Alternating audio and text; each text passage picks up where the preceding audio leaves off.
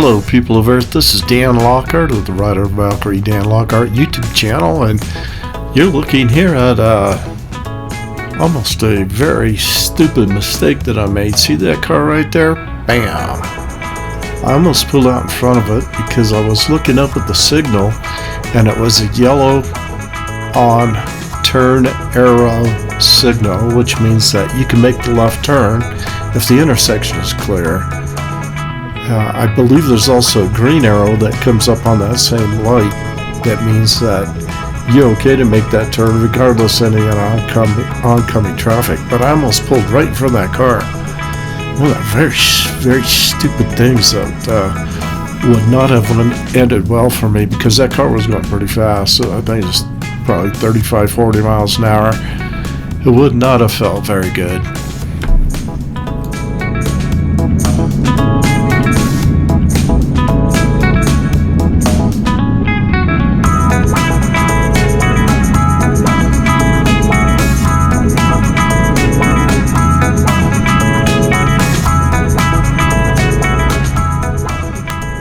Well, I've just turned on to Highway 24, which runs along the range here between Salida and Buena Vista, Colorado. And on the left-hand side here, on my left, there's a bunch of peaks over there that are called the Collegiate Peaks. And why do they call them the Collegiate Peaks? Because there's quite a few of them that are named after the kind of elite colleges in the United States. It's in a section of the Swatch Range of the Rocky Mountains located in central Colorado, and the drainages all go to the east, which include the headwater of the Arkansas River.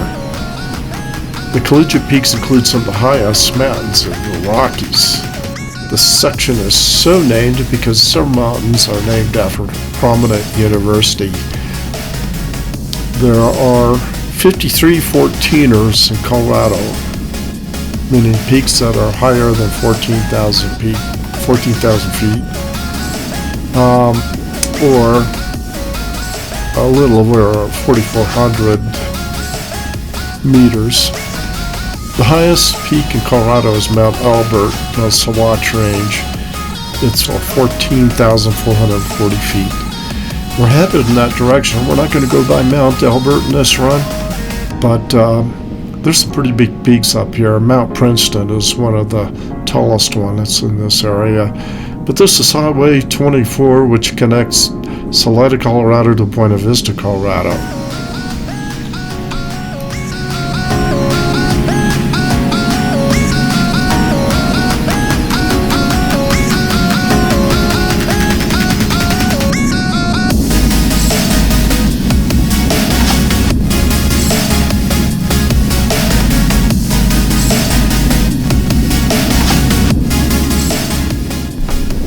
If you stay on Highway 24 between Salida and Buena Vista, if you keep going north, eventually you run into Leadville, Colorado. You keep going a little bit further and you run into Copper Mountain, Colorado, which then connects to Interstate 70.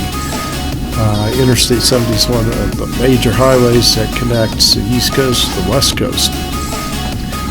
But just like Highway 50 does too, Highway 50 goes coast to coast. It's just not an interstate highway, and it's in the southern part of Colorado.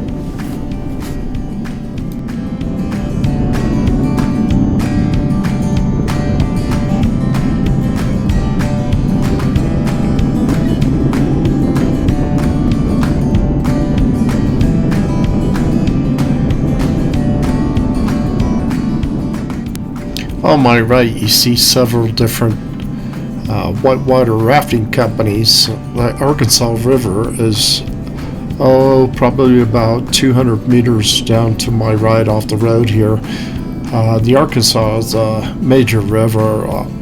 My wife and I went out to Kansas last year, and we took Highway 50, and basically from the time that we connected to Salida, Colorado, to where we were going in Kansas, we ran parallel right next to the Arkansas. That river goes on forever. So it's a big deal, and the headwaters for the Arkansas start right here in Colorado.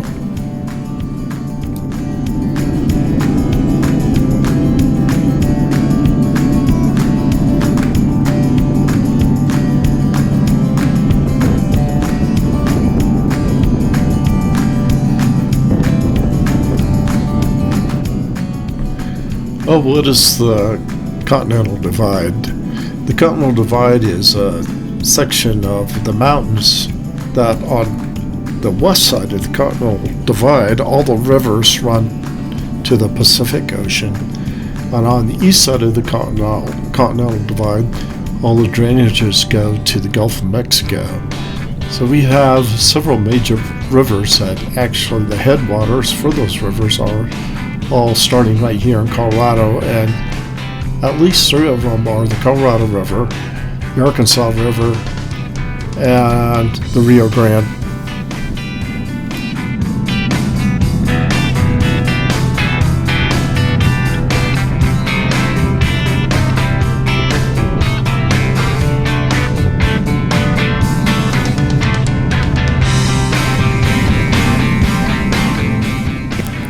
Tourism is the major industry in Colorado, along with farming and ranching. A big part of the tourism industry, especially in the summertime, is camping, fishing, hiking, and rafting.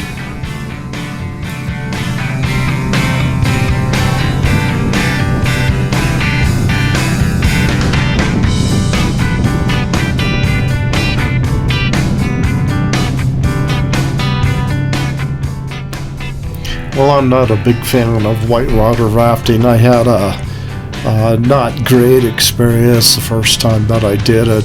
I went down the Colorado River, and there was a group of us, a bunch of my friends and I. My karate teacher was sitting on the raft in front of me, and at that time what they told us to do was to hang one leg outside the raft, keep it in the water, and put the other leg inside the raft and tuck it in up under the raft side and hang on to it kind of like a saddle and hold on to the rope. Well, the Colorado River is a pretty major river, and there's quite a few rapids, and as I recall, we went down through the Glenwood Canyon, and it was the time of year where the water was still running pretty high. It wasn't like peak runoff or anything, but the big thing that I remember about that trip is we were just going down the river, and I just looked up, and my karate teacher was 6 feet above me on the raft, and I knew that I was next, and I really didn't care for that very much. And then by the end of the rafting trip, my leg that was hanging outside the boat,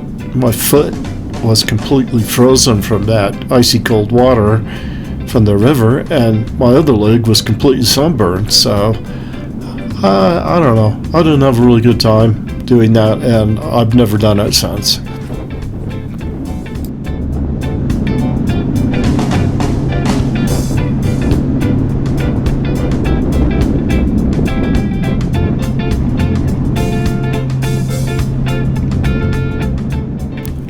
I will say though that I have done rafting trips after that, and I've done float trips where you fly fish when you float down the river, and those are really good. I mean, you can do some really good fishing on the float trips. And also there's another thing that's not too far from our house that's called a float and dine, where you can float down the Gunnison River several miles down the river, and at the end of that trip then you end up going to an Italian restaurant, and it's called Garlic Mike's, and hence the name Float and Dine. And we've done that several times, so that's a nice little relaxing trip. We did do it one year where the Gunnison River was still running pretty high. In fact, they had just opened the river the week before we did it, and by the time we got down to the place where we're supposed to be on the side of the river where we are supposed to stop the trip and beach the boat and come in, the guide had the boat had the raft on the wrong side of the river, and we went completely by our landing zone, and we were going really fast, and there was some people in the front of the boat. We were in the back of the boat. There was 6 of them in the front, and there was 4 of us in the back, and they're getting smashed by the weeds and stuff.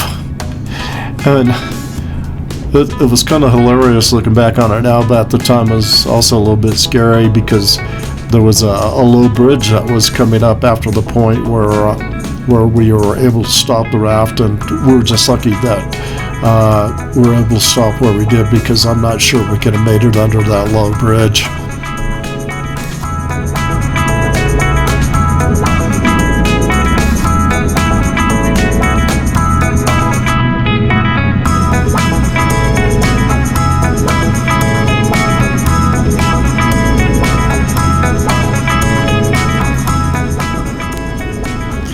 Well, this part of Colorado is pretty important in history. Back in the day, when the trains were first getting started in the transcontinental railways, Colorado was a major player in that, because they had to figure out how to get through the Rocky Mountains. There was only a few places really back in those times that were feasible or reasonable to try to get through and around and over the mountains. There was several high mountain passes and canyons that they had to go through, and it was quite the obstacle. But it reminded me of a Netflix series that I watched called Hell on Wheels. It was one of my favorite series on Netflix. If you ever get a chance, you should check it out. It's all about the transcontinental railways and how vicious and brutal it was during those times to try to build these railways.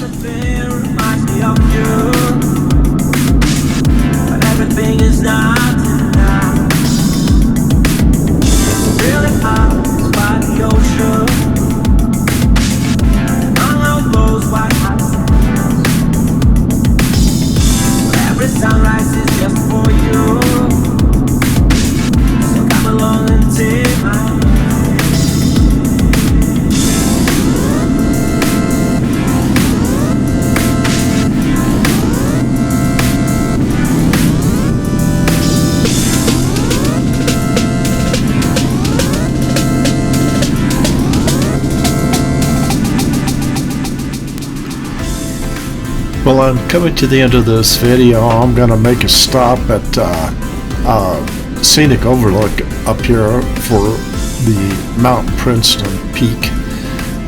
Mount Princeton is one of the 14,000 foot peaks in the state. And in this area, it's a prominent peak. It's absolutely beautiful, absolutely gorgeous. Just right around this corner coming up. I'm going to make a quick stop here and then head on into Buena Vista.